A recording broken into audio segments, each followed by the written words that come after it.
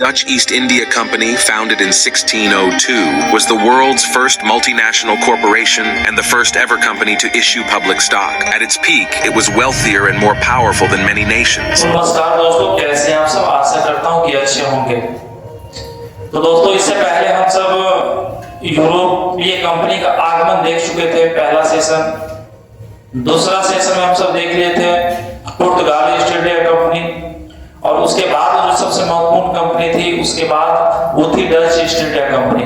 तो आज हम सब डच ईस्ट इंडिया कंपनी को पूरी तरह से ऑपरेशन करेंगे और देखेंगे कि इसमें क्या क्या चीज हुई और डच का क्या क्या श्रेय रहा, क्या नहीं रहा, किस प्रकार वो समाप्त हुआ, कहाँ पे वो फैक्ट्री लगाए, सारी बात को जानकारी देंगे। तो आपका ज्यादा समय ना लेते हुए चलते हैं डायरेक्ट और देखते हैं क्या क्या बातें डच से और डच से क्या क्या क्वेश्चन निकल रहे हैं। तो आप सब पूरी तरह से बने रहिएगा। चलिए आइए ध्यान दीजिएगा, डच ईस्ट इंडिया कंपनी। तो पहले तो यही जानिए कि डच ईस्ट इंडिया कंपनी मतलब डच थे कहाँ के, डच कहाँ के मूल रूप से माने जाते हैं। तो दोस्तों, डच जो है वो नीदरलैंड या हॉलैंड के निवासी थे। ये जो डच थे, ये डच मेन रूप से निवासी माना जाता है। आपको निवासी, ये आपको मेन रूप से जो है नीदरलैंड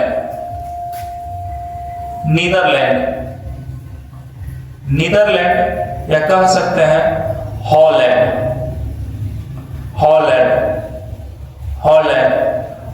को निवासी को ही हम सब डच कहते हैं। और जहां तक की बात रह गई डच ईस्ट इंडिया कंपनी की स्थापना की, तो अगर इससे आपको स्थापना वर्ष पूछे तो ये पहला सेशन में भी आपको हम बताए थे कि इसकी स्थापना जो है 1602 में हुई थी। 1602 में हुई थी डच ईस्ट इंडिया कंपनी की स्थापना 1602 ईस्वी में हुई थी और यहीं से ये कंपनी विस्तार आगे बढ़ा।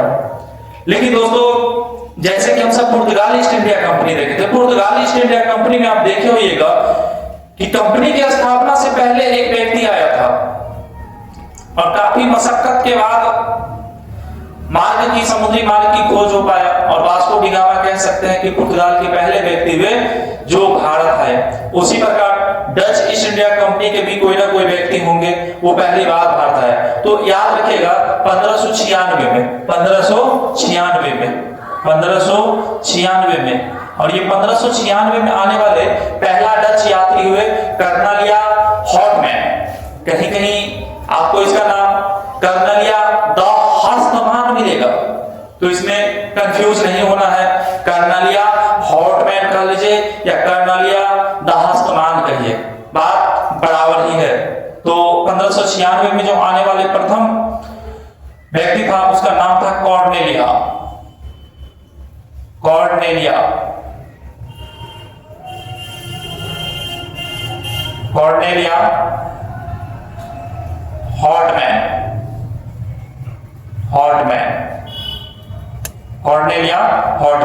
ये दोस्तों वही व्यक्ति था जो पहली बार भारत आए और देखा क्या कंपनी का विस्तार हो सकता है।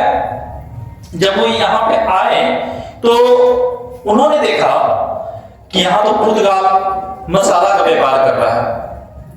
डच का भी जो मानसिकता था वो भी मसाला का ही व्यापार करना था, इसमें नो डाउट था। लेकिन वो देखा कि अगर मान लीजिए कहीं एक समोसा की दुकान खुला है, अगर हम भी वहीं समोसा का दुकान खोल दे तो क्या हमारा दुकान जिस हिसाब से चलना चाहिए वो चल पाएगी? नहीं चल पाएगी। क्यों नहीं चल पाएगी? क्योंकि वहां एक पहले से समोसा की दुकान खुल चुकी है।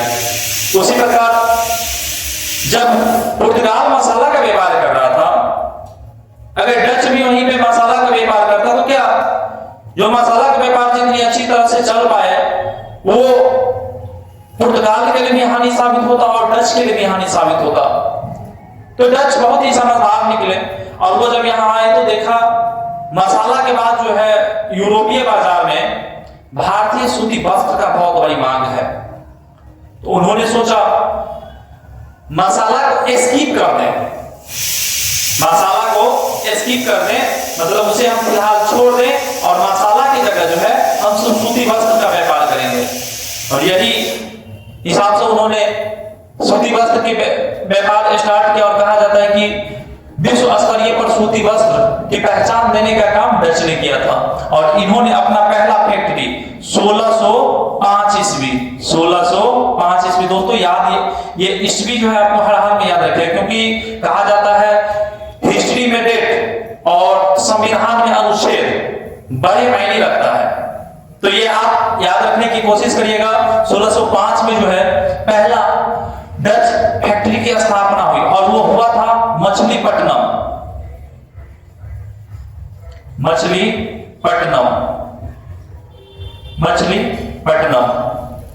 मछलीपट्टनम में पहला डच फैक्ट्री की स्थापना हुई। देखिए इससे पहले भी हम आपको कई बार बता चुके हैं कि फैक्ट्री का मतलब आप ये मत समझिएगा कि वो कारखाना या मशीन बैठा है, ऐसा नहीं था दोस्तों। जैसे आप अपने आसपास आस पड़ोस में देखते होइएगा कि बहुत बड़ा गोडाउन टाइप का रहता होगा, एकदम पूरा एलिवेटर से खूब ऊंचा बना हुआ है, अंदर जब आप जाते होइएगा तो बड़ा सा हॉल दिखेगा, तो उसमें सामान रखने का काम किया जाता है। तो सेम इसका जो फैक्ट्री था वही था, बड़ा सा बनाया हुआ है, जगह जगह से खरीदारी कर रहा है और उसमें जमा कर रहा है। जब देख रहा है कि दो जहाज 3 जहाज हो गया तो फिर वो सारे माल को जहाज पे लोड करके और उसे यूरोप की तरफ रवाना कर दिया जाता था। यही था फैक्ट्री। अगर क्वेश्चन ये पूछे कि डच की दूसरी फैक्ट्री कहां स्थापना हुई, तो ये भी आप सब याद रखिएगा। डच की दूसरी फैक्ट्री, डच की सेकेंड फैक्ट्री की बात करें तो ये जो है निजामापत्तनम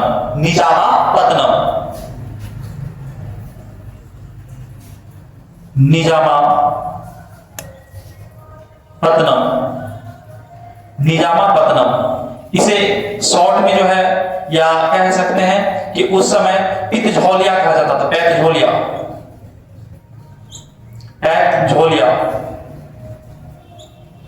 पैतझोलिया इस नाम से भी इसे जाना जाता है, लेकिन मेन आप सब निजामापत्तनम याद रखिएगा क्योंकि यह काफी महत्वपूर्ण है। दोस्तों आगे की बात हम सब करें तो 1610 में पुलकट में जो है फैक्ट्री स्थापना करने की व्यवस्था किया गया और यह फैक्ट्री 1610 में जो है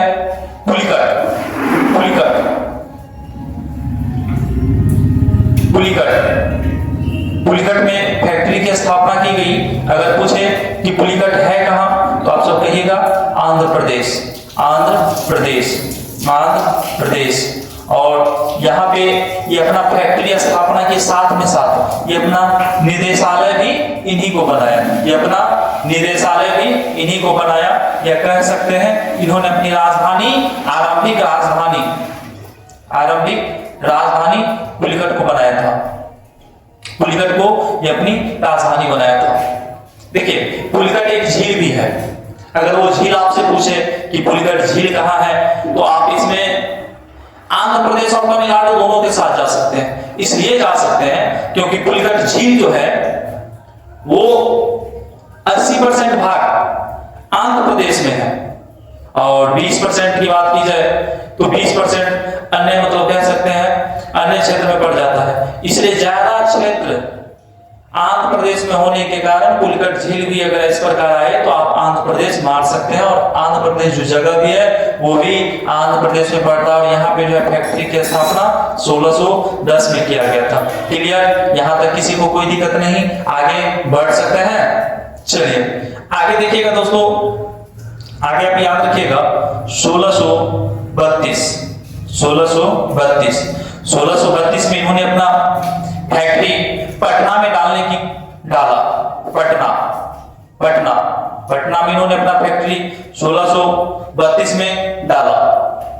आगे की बात की जाए तो 1659 में इन्होंने अपना फैक्ट्री नागपट्टनम 1659 में इन्होंने अपना फैक्ट्री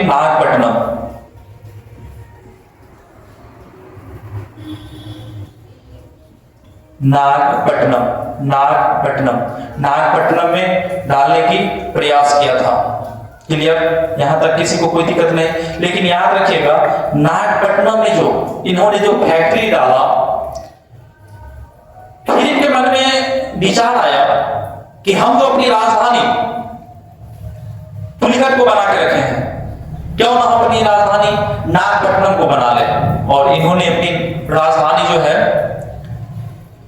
नागपट्टनम को बनाया। तो याद रखिएगा 1659 में ही, 1659 की बात है, 1659 में ही इन्होंने अपनी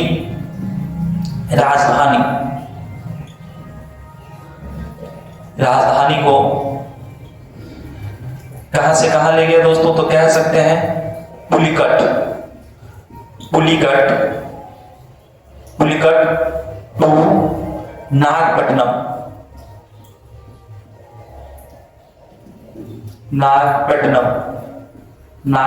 लाया।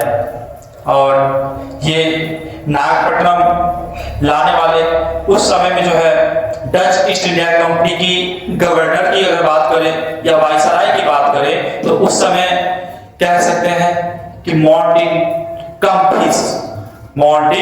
कम्फिस यहाँ का गवर्नर था।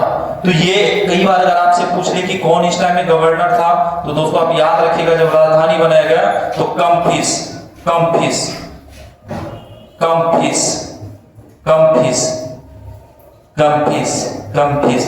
ये नाम आप याद रखिएगा। कॉमिफिस इसको आप ऐसे भी कर सकते हैं कम्फिस के काल में जो है राजधानी को जो है नागपट्टनम प्रस्थान करवाया गया था। आगे की हम बात करें तो दोस्तों डच पहला ऐसा कंपनी हुआ जो समुद्री इलाका में ही नहीं भारत के स्थलीय क्षेत्र में भी व्यापारी कोठी डालने की कोशिश किया। देख सकते हैं 1632 में जो है पटना, 1632 में इन्होंने पटना में भी फैक्ट्री डाला। ये पटना बिहार की राजधानी है। यहां पे कह सकते हैं कि समुद्र से कोई लेना देना नहीं, फिर भी इन्होंने डाला। और गंगा नदी के किनारे जो है इन्होंने अपनी फैक्ट्री बनाई, जो आजकल आप सब पटना कॉलेज के नाम से जानते हैं। वो पटना कॉलेज कभी डच की फैक्ट्री हुआ करती थी। इसके बाद इन्होंने आगरा में भी फैक्ट्री डालने की व्यवस्था की। दोस्तों आगे की अगर हम बात करें तो आगे आप सब देखिएगा, ये इधर हम लिख रहे हैं क्योंकि ये बोर्ड इधर पूरा फुल हो चुका है। इधर देखिएगा, ध्यान दीजिएगा, इधर देखिए यहां पे डाला। उसके बाद इन्होंने पहले ही बता चुके हैं कि मसाला से ज्यादा प्राथमिकता इन्होंने सूती वस्त्र को दिया। तो कह सकते हैं कि ये मुख्य रूप से क्या चीज का व्यापार करता था? मुख्य व्यापार इन्होंने क्या चीज का किया? सूती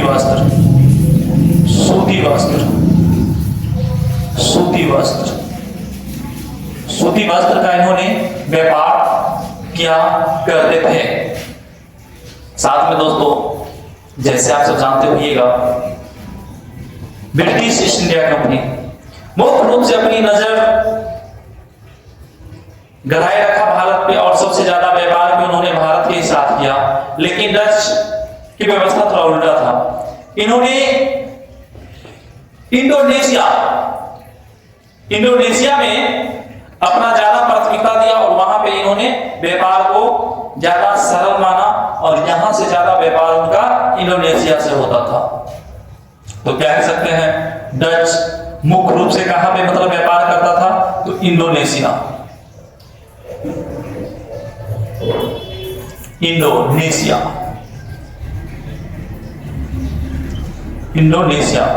ये यहां पे मुख्य रूप से व्यापार किया करते थे। डच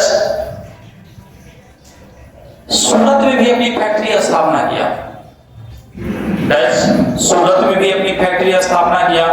और यहां पे जो फैक्ट्री स्थापना किया सबसे माल कमाने वाला फैक्ट्री बन गया। मतलब कह सकते हैं कि जितने भी इनके फैक्ट्री हुए सभी फैक्ट्रियों में सबसे ज्यादा कमाई अगर कहीं होती थी तो वो होती थी कहां पे? सूरत में। तो इसीलिए सूरत को बड़ी मानदान होने लगा। घर में मान लीजिए आप चार भाई में जो मान लीजिए बड़का या मझला या छोटा कोई भी जो सबसे ज्यादा अगर कमाई करेगा तो उसका बड़ी मानदान होता है, खूब मानदान होगा। जब ये घर पहुंचेगा तो एकदम तुरंत माई पानी लेके पहुंच जाएगा कि आप पूरा एकदम सूख गया है, लो पानी पियो। तुरंत उसके लिए गरम गरम पकौड़ा तला जाएगा, पूर्ण रूप से खिलाया जाएगा। चाय पे एकदम चाय में कॉफी डाल के पिलाया जाएगा। पिताजी आएगा तो कहेगा तुम थक गए हो, तुम आराम करो। बाकी भाइयों को कहेगा काम करो। जो अगर नहीं कमाएगा तो एकदम, बाहर वाले लोग तो लतियाते हैं, साथ में घर के लोग भी उसे लतियाते हैं। माइयों बाप कहेगा कोढ़िया घर के सिर्फ 4 थरिया खाता है और एकदम पड़ल रहता है, कोई काम धंधा करना है, काम करना काज का, दुश्मन अनाज का, भर दिन खाते रहता है। लेकिन आप कमाने लगेगा तो वही घर में आपकी इज्जत बहुत बढ़ जाएगी। दोस्तों, ये दुनिया जो है ना काफी स्वार्थी है और दुनिया स्वार्थ पे चलते आ रही है। जब अगर आप सफल नहीं होइएगा तो माँ बाप भी आपको ताना देगा, जिस माँ बाप के लिए आप सब चीज हैं और वो आपके लिए सब चीज है। लेकिन आप सफल हो जाइए, फिर देखिए ना वही माँ बाप एकदम आपको घी में डुबा के रखेगा। आप 2 गलतियों कर दिए फिर भी आपको कुछ नहीं कहेगा। तो सूरत जो है सर्वाधिक व्यापार करने वाली फैक्ट्री बन गई थी। सूरत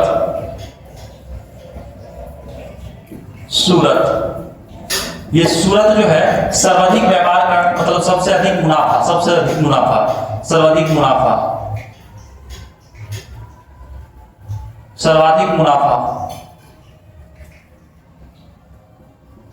मुनाफा करने वाली फैक्ट्री बन चुकी थी। तो ये कौन बन चुका था? सूरत बन चुका था। कौन बन चुका था? सूरत। ये सूरत सबसे ज्यादा मुनाफा करने वाली फैक्ट्री बन चुकी थी। दोस्तों, अगर आप देखिएगा, अगर हम यहां एक मैप ड्रॉ करें, आप इसको ध्यान से देखिएगा।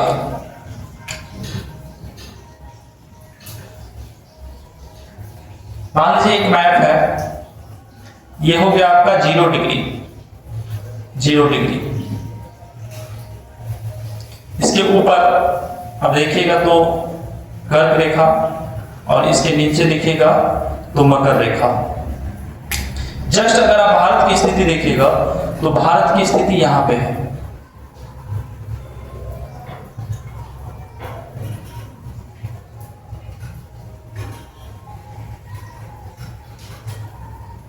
मान लीजिए यहां पे भारत है।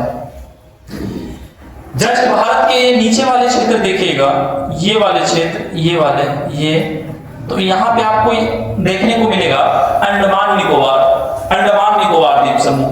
जस्ट इसके नीचे में यहीं पे इंडोनेशिया है।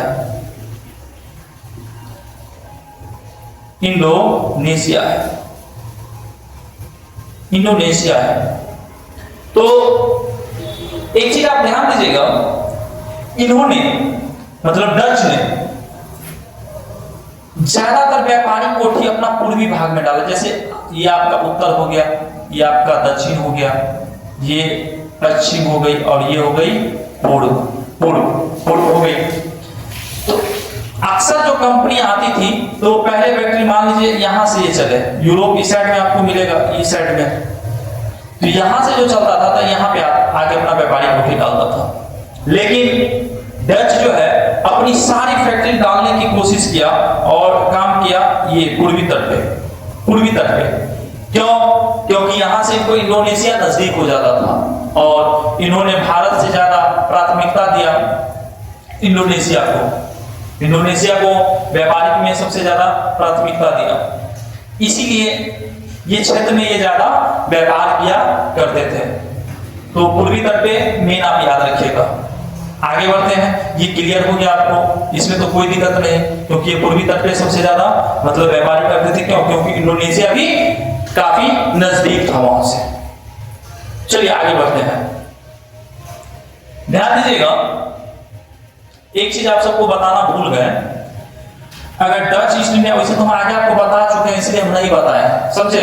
लेकिन आप सब याद रखिएगा, यहाँ पे हम लिख देते हैं फिर से कि अगर डच ईस्ट इंडिया कंपनी की स्थापना आपसे पूछ दे, डच ईस्ट इंडिया की स्थापना आपसे पूछ दे तो क्या कहिएगा? 1602। ये याद रखिएगा। 1602।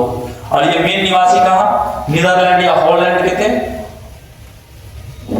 और इन्हें ही डच कहा जाता है। तो इसको एक बार सही से देखिए, एक बार हम फिर से आपको पीछे से लेके रिवाइज करा के आगे ले चलते हैं। जैसे मान लीजिए ये अगर निवासी पूछे तो कहाँ के कहिएगा, नीदरलैंड या हॉलैंड, नीदरलैंड या हॉलैंड, नीदरलैंड या हॉलैंड। अगर इसकी स्थापना तो लिखे हैं, वो स्थापना तो लिखे हुए हैं, वो लगा नहीं लिखे इसलिए हम यहाँ पे लिख दिया। स्थापना 1602 में, डच ईस्ट इंडिया कंपनी की स्थापना 1602 में किया गया था। और डच यात्री, जो पहला यात्री था वो 1596 में कर्नेलिया हॉटमैन, या कह सकते हैं कर्नेलिया हॉस्टमान, कर्नेलिया हॉस्टमान, जो व्यक्ति पहली बार भारत आए, पहली बार भारत आए। 1605 में मछलीपट्टनम में इन्होंने अपना पहला व्यापारिक कोठी डालने की काम किया। वहीं अगर डच की दूसरी फैक्ट्री की हमसे बात करें तो एक फैक्ट्री 1605 में, सॉरी 1605 में तो मछलीपट्टनम का डाला गया। बाद में जो है सेकंड फैक्ट्री डालने की जो काम किया गया था वो किया गया था आपको मछलीपट्टनम में तो पहला था, दूसरा निजामापट्टनम, जिसे पिथौलिया के नाम से भी हम सब जानते हैं। आगे की अगर बात करें तो 1610 में जो है पुलिकट में फैक्ट्री डालने का काम किया गया। और 1610 में जो फैक्ट्री डाला गया उसे इन्होंने अपना निदेशालय ऑफिस बनाया, या कह सकते हैं इन्होंने अपनी राजधानी बनाया। 1632 में इन्होंने अपनी फैक्ट्री पटना में डालने का काम किया। तो वहीं अगर देखिएगा 1659 में नागपट्टनम में भी इन्होंने अपनी फैक्ट्री डालने का काम किया। लेकिन दोस्तों नागपट्टनम डचों को लगा कि मेरे राजधानी के लिए सबसे उचित जगह है, राजधानी के लिए सबसे उचित जगह है और यहां पे हम अपनी राजधानी बना सकते हैं। और उस समय डच ईस्ट इंडिया कंपनी के गवर्नर हुआ करते थे कम्फिस, और कम्फिस के काल में ही राजधानी पुलिकट से स्थानांतरित कर नागपट्टनम शिफ्ट कर दिया गया। और ये सारी काम जो हुआ 1659 में हुआ था, 1669, क्योंकि 59 और 69 में काफी बच्चा कंफ्यूज होता है, तो बस 5 याद रखिएगा, 1659। चलिए तो यहां तक गया। तो 1610 में इन्होंने अपनी फैक्ट्री कहां डाला, पुलिकट में, और इन्हें अपना राजधानी बनाया। और पुलिकट कहां पे है, तो आंध्र प्रदेश में। 1632 में इन्होंने अपना फैक्ट्री पटना में डाला, 1659 में इन्होंने नागपट्टनम में डाला, और नागपट्टनम को इन्होंने अपनी राजधानी बनाया। दोस्तों डच की जहां तक की बात की जाए तो सबसे ज्यादा वो व्यापार करता था, वो मसाला से नहीं करता था, वो सबसे ज्यादा व्यापार करने का काम करता था सूती वस्त्र से, और इन्होंने सूती वस्त्र से सबसे ज्यादा व्यापार किया।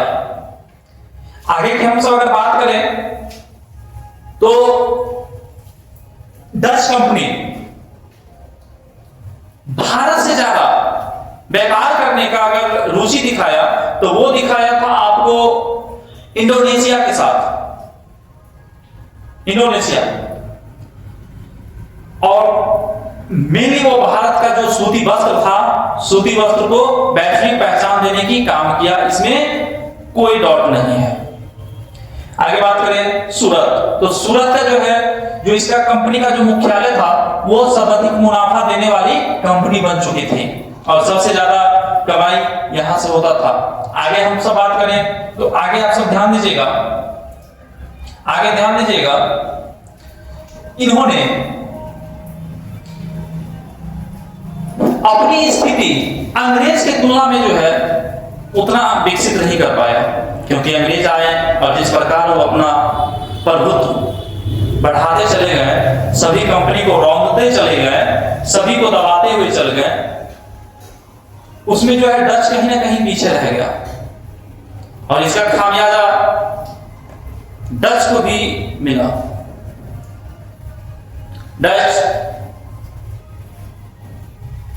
Dutch east India company British east India company की तुलना में कमजोर थी और इसका फायदा ब्रिटिश ईस्ट इंडिया कंपनी भरपूर उठाया। एक याद रखिएगा 1759 ये उतना मोटा नहीं चल रहा है, लेकिन इससे हम चला देते हैं, ये आपको क्लियर दिखाई देगा। 1759 की बात करें तो इस समय एक युद्ध हुआ। 1759 के समय एक युद्ध हुआ और उस युद्ध को कहा जाता है बेदरा का युद्ध। बेदरा का युद्ध, बेदरा का युद्ध। और ये युद्ध में दो व्यक्ति भाग लिए थे। एक आपको था अंग्रेज और दूसरा तरफ था डच। दूसरी तरफ था डच, जिसमें अंग्रेज जीत गया और डच ईस्ट इंडिया कंपनी हार गई और ये बेदरा युद्ध में ही बुरी तरह से पराजित कर दिया। इसको आप इस तरह से भी याद रख सकते हैं कि बेदरा, बेदरा मतलब होता है बच्चा, बच्चा। अब बच्चा सबसे ज्यादा डरता है तो डच याद रखिएगा कि जब ये बेदरा युद्ध आ जाए तो बेदरा मतलब क्या होता है बच्चा, बच्चा। तो बच्चा किससे मतलब बच्चा जो है सबसे ज्यादा डरता है, तो डच याद रखिएगा, डच। और इस युद्ध में अंग्रेज की जीत हुई और डच की हार हुई। हार के बाद जो है इन्होंने संधि समझौता हुआ, उसके बाद भी इन्होंने अपनी स्थिति को बनाए रखा। लेकिन समय बदलते गया और वक्त आ गया 1805। हम इस साइड में लिख रहे हैं, यहां पे आप सब देख लीजिएगा क्योंकि इधर पूरा बोर्ड भर चुकी है। इधर 1805 में जो है डच अपनी सारी संपत्ति को बेचकर ये इंडोनेशिया चला गया। डच जो है सारा संपत्ति बेच दिया। संपत्ति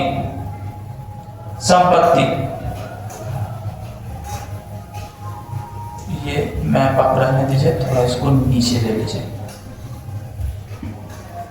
संपत्ति, ये सारा अपना संपत्ति बेचकर जो है शिफ्ट हो गया कहां पे, ये शिफ्ट हो गया इंडोनेशिया।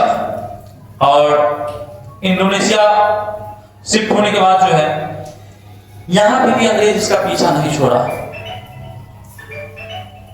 यहां पे जो है 1611 यहां पे लिख रहे हैं, देख लीजिएगा। 1811 याद रखिएगा। 1811 में जो है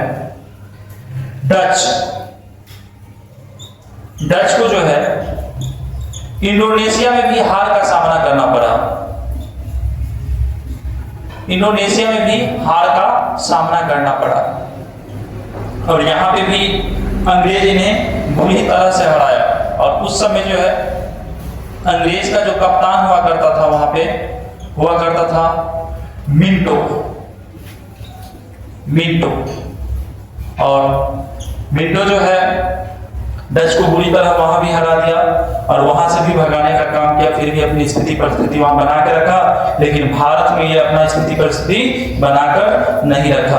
तो मेरे दोस्तों डच में यही सब आपको याद रखना है कि कब कब क्या क्या हुआ था। एक बार अगर आप इसका स्क्रीनशॉट पहले लीजिए, उसके बाद फिर जो एक बार हम आपको शॉर्ट में रिवीजन करवा देंगे, फिर आगे बढ़ जाएंगे।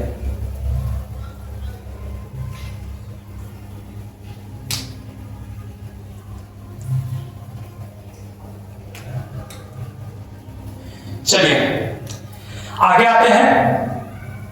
इसका जो है नोट्स हम तो आपको यहां शॉर्ट्स में लिखे हैं, लेकिन आप सब जो है इसका नोट्स जो है टेलीग्राम पे आपको मिल जाएगा।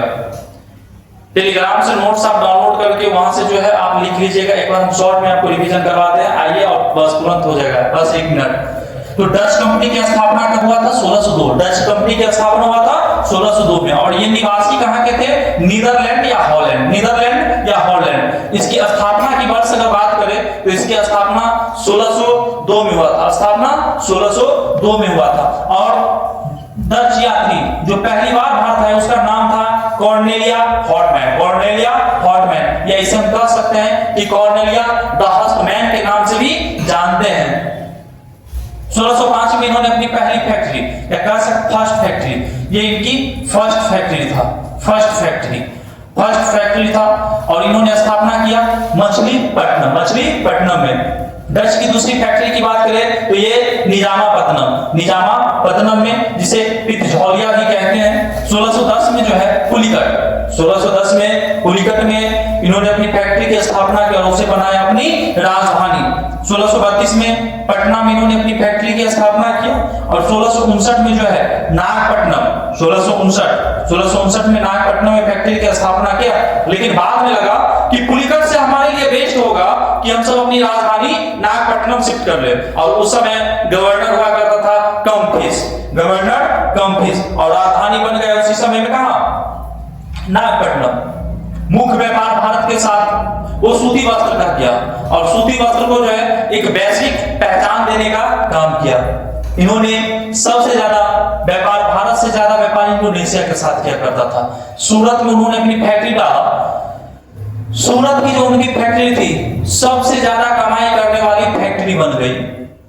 और लास्ट में 1759 में बेदरा के युद्ध में अंग्रेज से बुरी तरह डच हार गए और संधि समझौता हुआ, फिर भी अपनी स्थिति परिस्थिति बनाए रखा। लेकिन लास्ट में 1805 में उन्होंने अपनी संपत्ति खुद बेचकर कहां चले गए? इंडोनेशिया।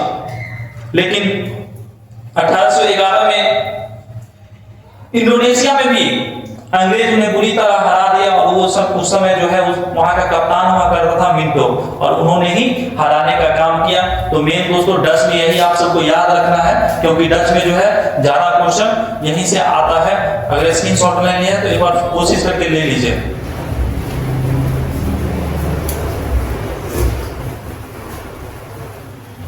चलिए, तो आगे का जो हम सबका कंपनी होगा ब्रिटिश ईस्ट इंडिया कंपनी होगा, जो कि काफी महत्वपूर्ण कंपनी है। आगे जो है हम सब उसका वीडियो देखेंगे। तो ये आप सब हर हाल में याद रखिएगा, क्योंकि ये सब यहां से क्वेश्चन एकदम बोरा में भर के आता है। तो आशा उम्मीद करते हैं कि आप सबको अच्छा लगा हो दोस्तों। अगर अच्छा लगा तो ज्यादा से ज्यादा शेयर करिए, और मुजफ्फरपुर वॉरियर्स डिफेंस एकेडमी से जुड़ने के लिए आपका धन्यवाद। मिलेंगे हम सब नेक्स्ट वीडियो में। आज तक के लिए जय हिंद।